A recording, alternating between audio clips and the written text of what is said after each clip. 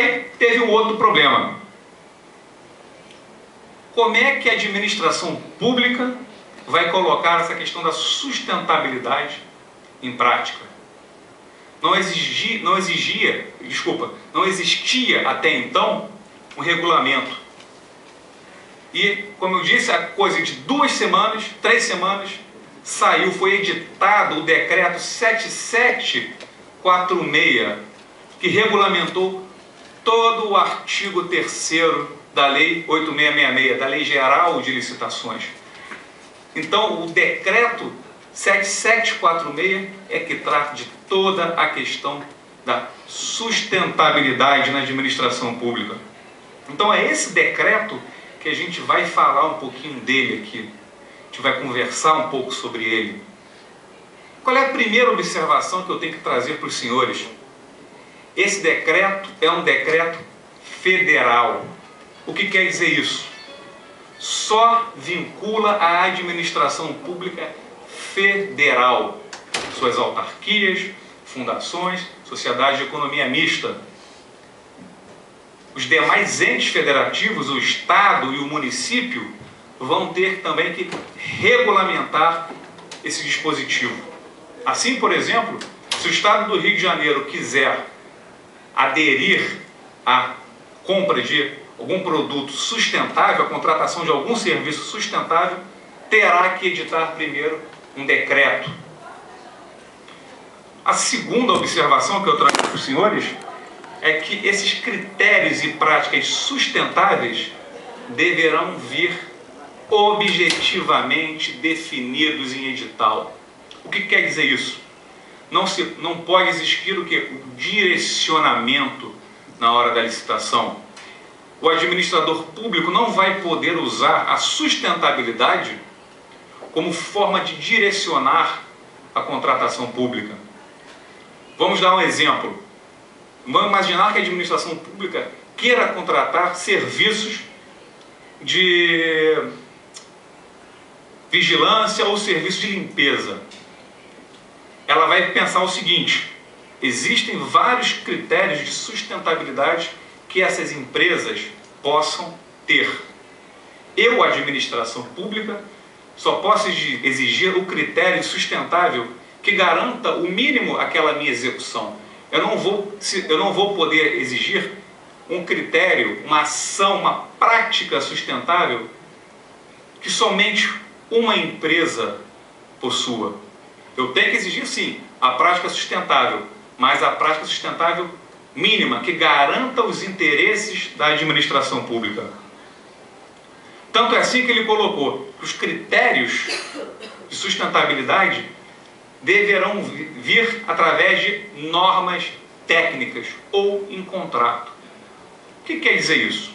Bem, a administração pública ela sabe que a questão da sustentabilidade é algo recente e que não existem muitas normas técnicas sobre esse assunto. Ou seja, não tem a ABNT, não trata muito da questão ambiental, NBR também não. Mas então como que eu vou poder, qual o mecanismo então que a administração pública teve para poder almejar, conseguir atingir o seu objetivo se não existe uma norma técnica para aquilo? Bem, ela falou o seguinte: se não existir uma norma técnica, eu vou colocar essa obrigação em contrato. Supondo, vou contratar esse serviço de vigilância, de limpeza, mas no contrato eu vou querer o seguinte: você vai ter que separar o seu lixo. Eu vou querer que a madeira, eventualmente, que você me forneça, sejam de áreas certificadas. Eu vou querer que o detergente que você use seja biodegradável. Ou seja, eu não tenho norma técnica para regulamentar, mas eu, através de exigências contratuais, eu consigo minimizar ao máximo uma prática degradante.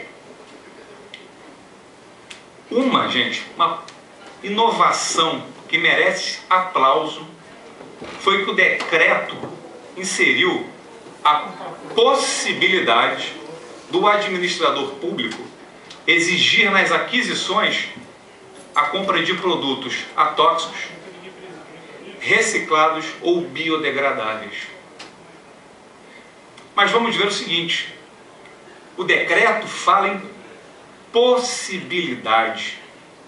Ou seja, mas será que isso realmente seria uma possibilidade? Seria uma discricionariedade do administrador público?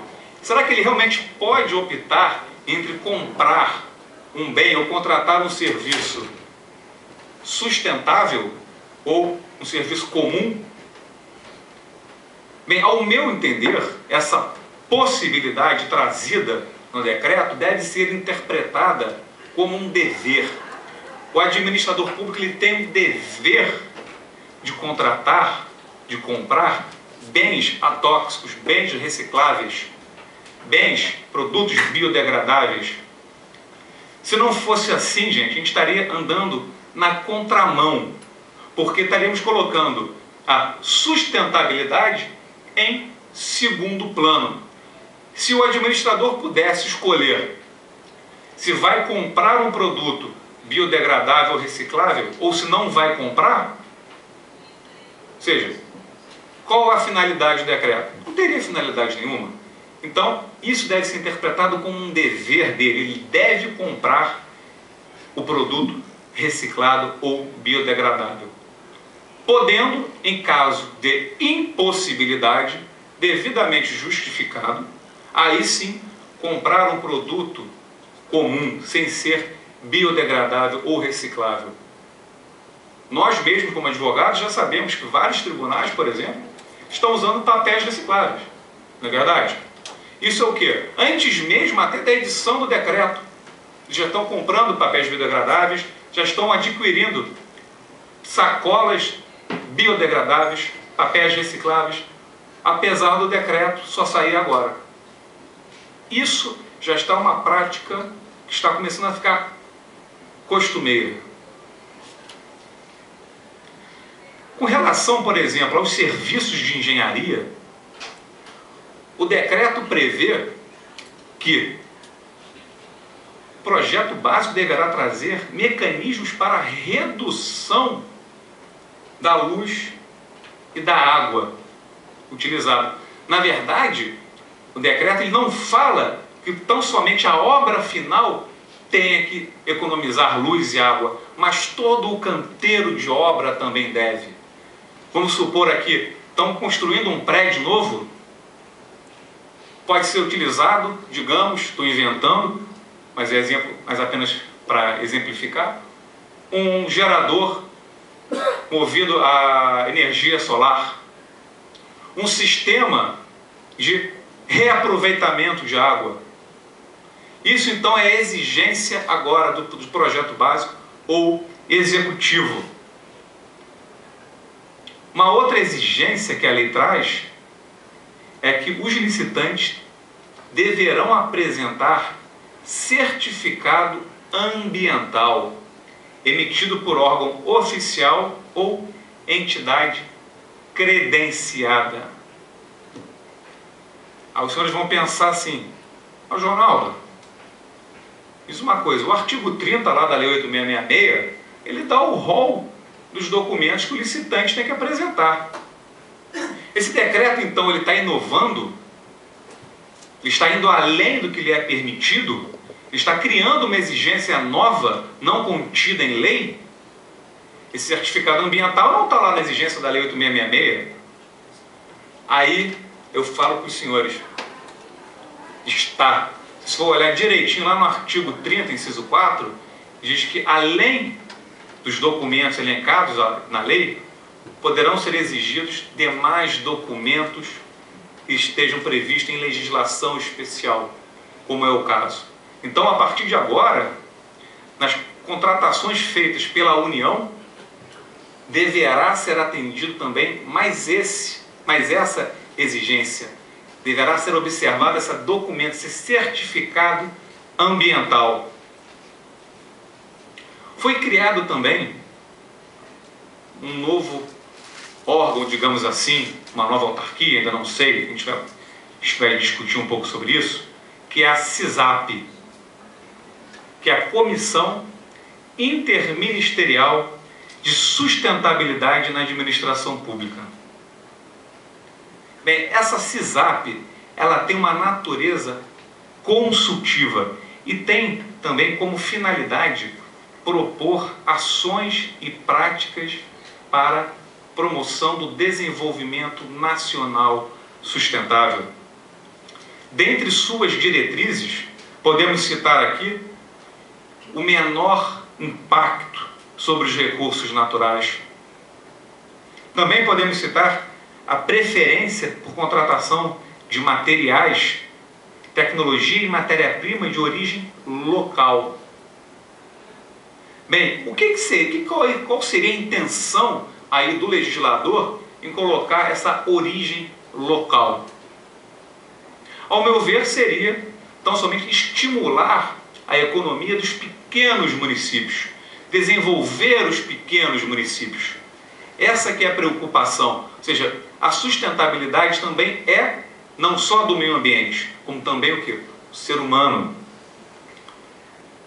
Outra diretriz da CISAP é dar maior eficiência à utilização dos recursos naturais.